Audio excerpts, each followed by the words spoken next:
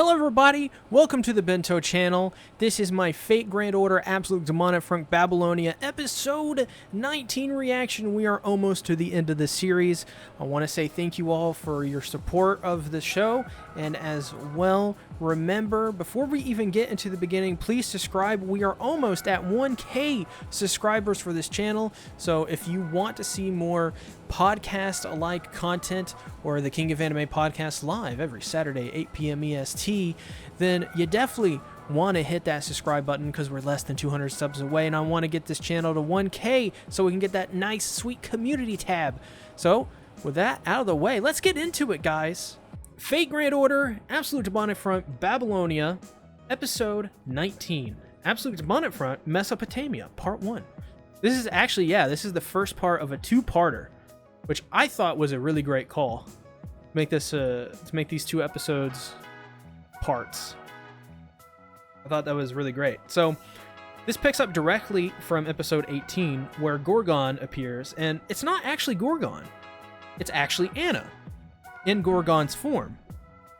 And she, much like Hitachibo, much like Quetzalcoatl, well, Hitachibo sacrificed himself to stop Ushiwaka, and that didn't work. But much like Quetzalcoatl, Gorgon shows up, or Anna shows up in Gorgon's form, and she sacrifices herself, and this finally destroys Tiamat's horn. So now she can't fly. Now she's stuck on land.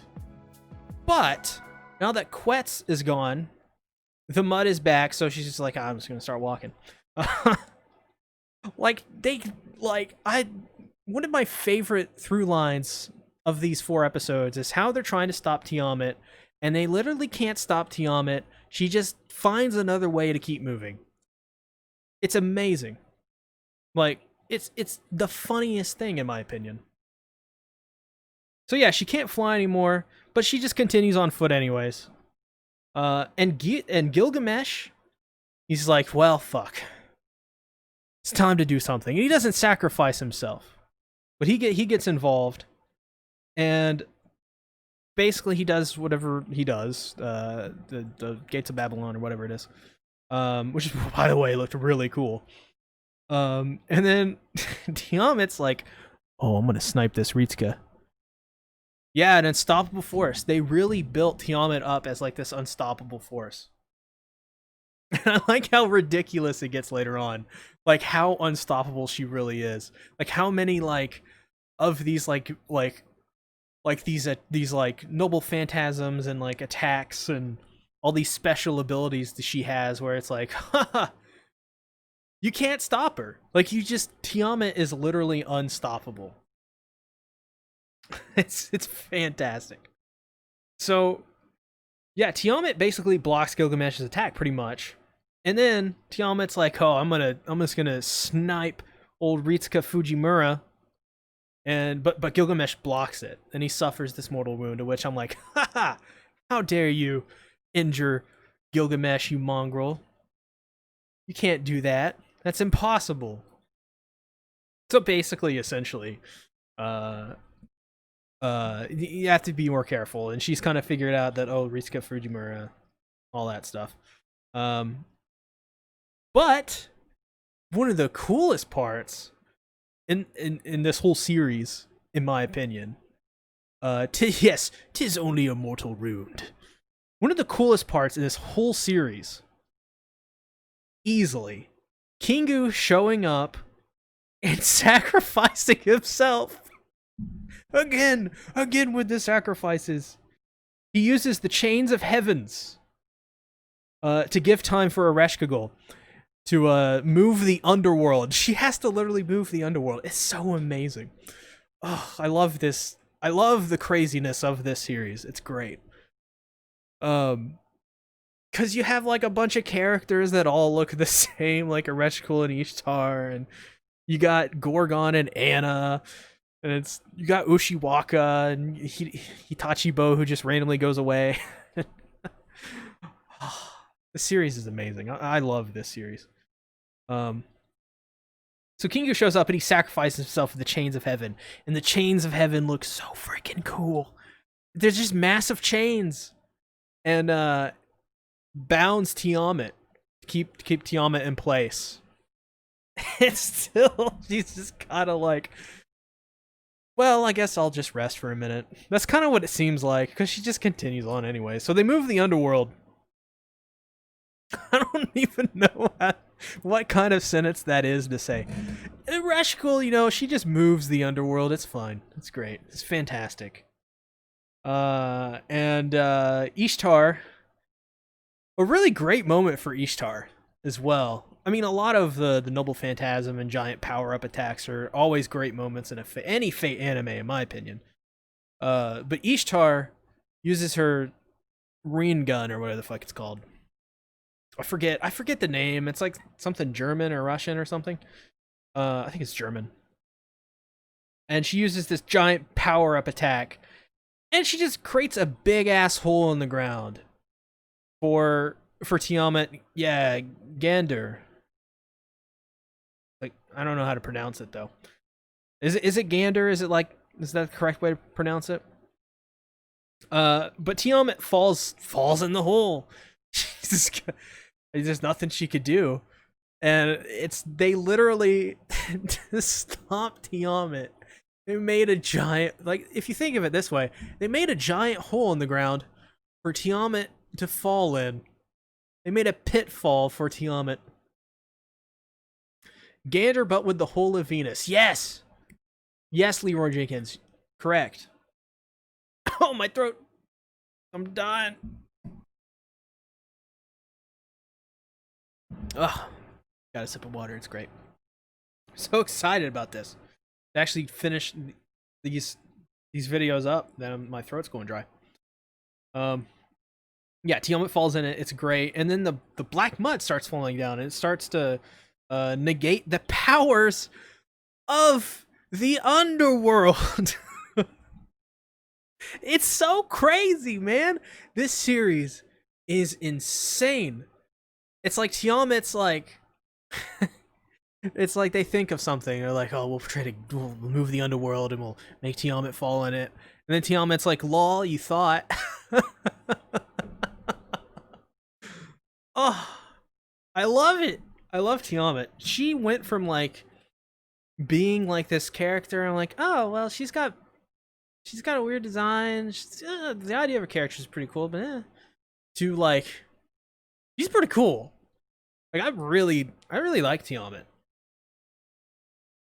Her teeth are sharp as F. Sharp as F teeth, man. So yeah, the black mud negates the power of the underworld, and then yeah, Lunalupus, you said it. Primal gods are insane. Imagine if Tiamat just popped up in Fuyuki. Ugh. Fuyuki be done, man. Shiro would be like, I can't do anything. What can I do? Seiba-san? Do what? I don't even, like, I'm trying to think. I mean, they got Gilgat, like they would all, of course, have to, like, team up. Caster has, like, an endless pool of mana, so she would be extremely useful. But even, like, all of the 8 servants together, I think Fuyuki's done. Like, Fuyuki is pretty much done. I think you have to summon a bunch of extra servants. Fuyuki was almost destroyed by Gillis, or destroyed by Gills of all people. Oh yeah, you're totally right. Yeah. But yeah. Yeah. If Tiamat showed up, I don't think they could do anything. I don't think they couldn't do anything. It would just be, they'd all die. It'd be sad. Very sad. Maybe Ren's anus can help us out. I don't know. That's a reference. It's a weird reference to say, but it is one. So Merlin arrives, and it's the real Merlin too. It's the actual Merlin from the Garden of Avalon, and he shows up. He stops the mud, and he's so cool. And there's flower petals everywhere. He uses Garden of Avalon, but he doesn't come alone. No, he comes with the best Berserk character, Skull Knight, Hassan, and he looks so badass. He looks so cool. But it's absolutely defenseless. Yes. So, what about Ishtar's and Ereshkigal's? Is that like an upgrade or a downgrade? Is it even more defenseless, or does it have more defenses? These are questions that I don't think has ever been asked. So Hassan, I mean, it's great that Merlin showed up and uses Guard of Avalon, but Hassan is amazing, and it just immediately made me think, oh, the Skull Knight wanted to show up from Berserk. It's the same, but so okay. Yeah, Merlin's great. Anytime Merlin is on screen, it's awesome. I didn't know what to think about him initially, but once again, it's like by this point, once you get to like this big ultimate fight, all the characters just became so cool to me. Maybe it's the fact as well that I was watching it weekly previously. Now I watch these last 4 episodes as like a whole. Well, technically the last 3. I watched episode 18 like a couple months ago. And I just happened to have my notes from episode 18. And I can remember it because I watched it 2 times. So I knew it was a great episode. I loved it. Yeah, Merlin. This episode was great as well. It had awesome, like, cool, like, establishing shots and cool, like, shots of the backgrounds, like all the magma and the mud and the underworld look great. And like the moments with Ereshkigal were so funny. Does that happen next episode? Jesus, I can't. They all run together. Some of these details had the same vibes of the tentacle monster fight in Zero. I haven't seen Zero in a while. I couldn't say. That's at the end of season 1 of Fate Zero, right? That's the one with when Berserker is on that jet. They're flying jets. It's the most randomest thing. But yeah, this will be a common occurrence with these episodes, these last 4 episodes of Babylonia. But the animation just, it's the best it's ever been. Like the animation for these episodes, for this episode in particular, were really fantastic. It really just, it shows like as well the sound design for all of it, the impact. Okay, yeah, the big fight at the end of season 1. Okay. Yeah, it's been a while since I need to rewatch Fate Zero. Actually, I rewatched it last year. I wonder why I don't remember much about it. But some of the best moments of this episode was at the beginning when Anna showed up as Gorgon, Gilgamesh interfering, and then getting injured. I guess, I don't know. I guess it's a cool moment. Kingu showing up, best moment of the episode, absolutely. And then Merlin was just like right below that, probably for me. Merlin's great. And then Hassan, just being a badass, just showing up out of nowhere, like, I had taken a break from my adventures with Guts and Berserk to get some actual screen time. So, yeah, I say episode 19 of part 1 of Absolute Demonic Front Mesopotamia. One of the best episodes, I think, just for how great the action was and how like everybody just showed up to sacrifice themselves and it didn't work again. So, definitely one of my favorite episodes for sure. So yeah, that's pretty much it for talking about episode 19. All right, that's the end. I thought that was a great episode. Episode 19 was pretty good.